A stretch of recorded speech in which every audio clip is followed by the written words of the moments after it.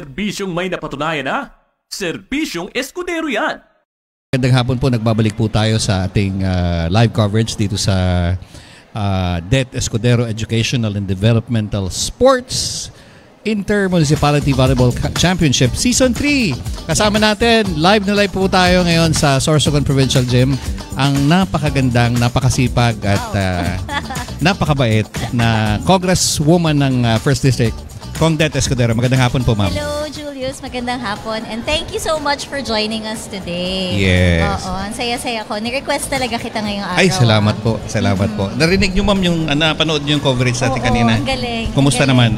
Okay. Very good. Ang gagaling ng mga teams, ha? Yes, and parang very professional, no? Yung live coverage. Kaya congratulations sa team. Yes. Oo, very professional. Congratulations sa inyong lahat. Napakaganda. And salamat po at sinubukan niyo na magkaroon tayo ng live. Even on the championship, di ba? Yes, kahit pa paano, di ba? Para at least mapanood ng mga tao kahit wala sila dito ngayon. Ang daming nanonood, ma'am. Ang daming nanonood. Yun na nga Tsaka ang ganda ng game. Yes. Ang ganda ng laban. Puros magaling. Balikan. I know. Yeah. Proud ako Congratulations sa lahat. Again, palakpakan natin. Congratulations si Kong Det. Siyempre sa likod ng deeds na ito, na tournament, na season 3 na. Correct. Season 3 na. Very successful. Nung unang taon siguro, ma'am, hindi pa masyado polished, pero now it's good, no? Yes. And what we expect more next year? Actually, napansin ko, no, dun sa mga laro, yung first season, nangangapa pa yung mga bata. Okay. Pero ang iba sa kanila, sumali sa second, sumali sa third. Napansin ko, grabe yung improvement. Okay. Diba? And yun naman yung gusto ko talagang ma-achieve dito So it's not just like parang inter-municipality tournament, but ang gusto talaga natin is yung makahanap talaga tayo ng mga bagong talents, makadevelop tayo ng mga bagong talents. And nakita ko talaga yung improvement sa laro. Just like what happened to Antoinette.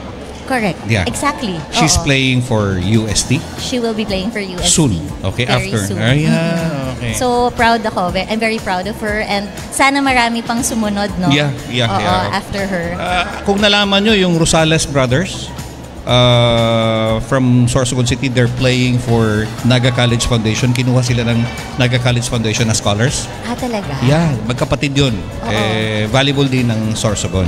Yun, so yun talaga yung gusto natin kasi yung sports, malaki talaga yung potential sa mga bata, di ba? And at least, alam mo yun, napapalayo din sila sa masamang bisyo. Kaya, yes. Ano ko talaga, parang gusto ko talagang i-develop ang sports. And hindi basta liga ito, ma'am, no? I mean, you conduct sports clinics prior to the event. Oo. So may konting training sila. Paano nyo nabuo ito? Like 3 years ago, sino naisip nyo lang ito o umagi lang sa isipan nyo?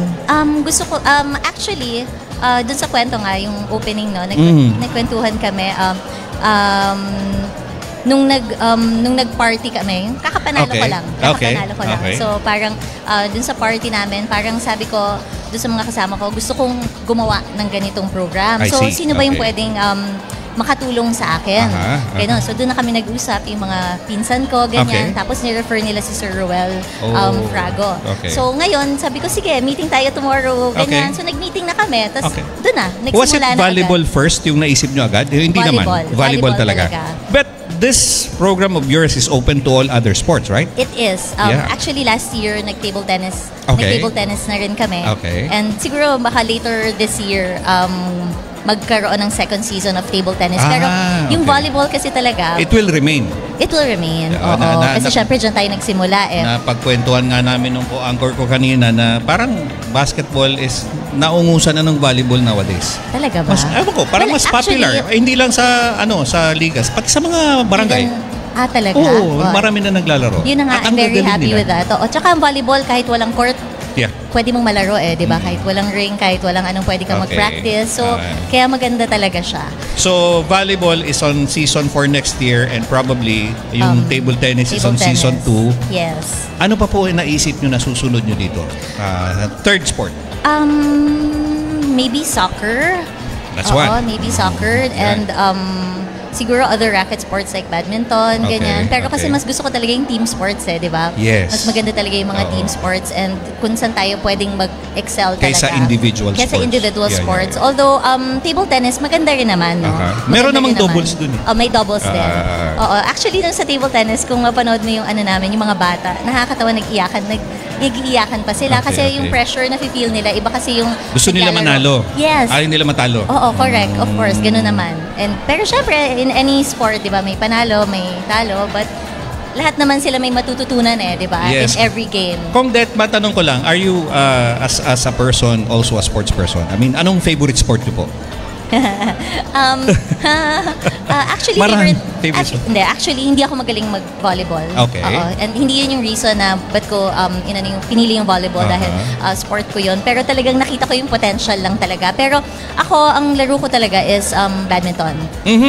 Badminton talaga. And table tennis. Yes.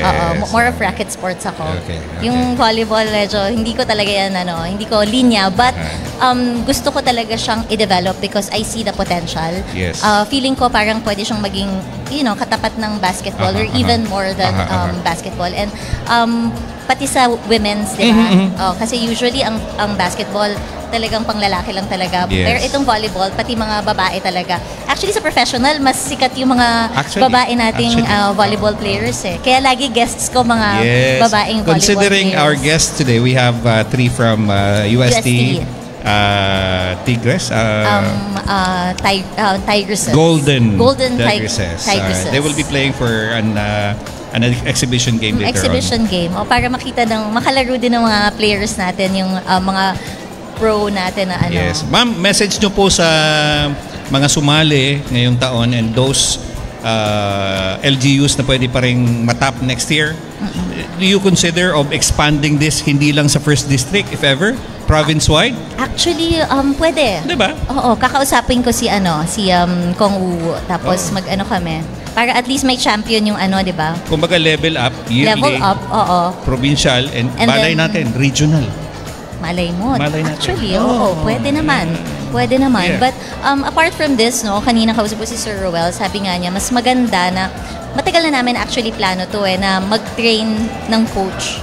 Parang yung mga professional coaches in Metro Manila, dadaling ko dito to train the coaches here. Not necessarily yung mga players natin, but the coaches, so they know how to train and coach our players. Para naman, di ba? Parang yun yung next na gusto kong gawin. Para at least, alam mo yun, kahit pa paano may balik talaga sa probinsya and at least, alam mo. May resulta. Ito na nga, nagsisimula na nga po. Nagsisimula na di ba? Pero kahit pa paano, at least ma-open yung, kumbaga ma-expose yung mga bata kung papaano talaga yung tamang pag-training, pagdating sa professional, at least kahit papaano malaman din ng mga coaches natin yung proper training. So, yun yung mga pinag-uusapan pa lang na mga plano. Kumbaga next in line sa program na ito. Okay. Ma'am, live po tayo sa Facebook. Baka may mensahe kayo sa mga nanonood ngayon. Go ahead po. Una sa lahat, gusto kong magpasalamat sa ating mga LGU, of course, for participating, di ba? And also, gusto ko rin magpasalamat to all the parents, to all the coaches, to all the mentors, sa suporta. And kasi kung hindi dahil sa kanilang lahat, kung hindi dahil sa inyong lahat, wala tayo dito ngayon sa season 3. And hopefully, kanina nga kausap ko yung mga iba, nanalo ba kayo? Ganyan. Then, next year, ma'am.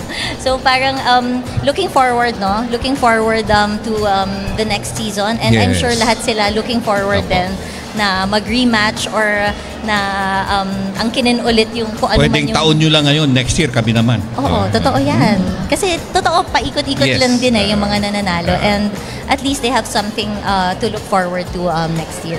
Yes, ma'am. Thank you so much. Thank and you also. We're so glad. It's an honor having you around exactly on your event mismo. Of course, I will never miss this. Yes, at marami pa sigurong gusto magpa-picture sa'yo. Hindi na kita aabalahin. Maraming salamat po for the inspiration na binibigay nyo sa ating mga LGUs, mga boys and girls na talagang ginaganahan silang sumali sa mga ganitong event. Oo, at least nabigyan sila ng venue, di ba? Yes. To showcase their talents and to develop whatever talent that they have. Congratulations. Thank you. And more power. Thank you. Yeah. Thank you so much, Thank you. Julius. It's an honor. Serbisyong may napatunayan na, Serbisyong Escudero yan.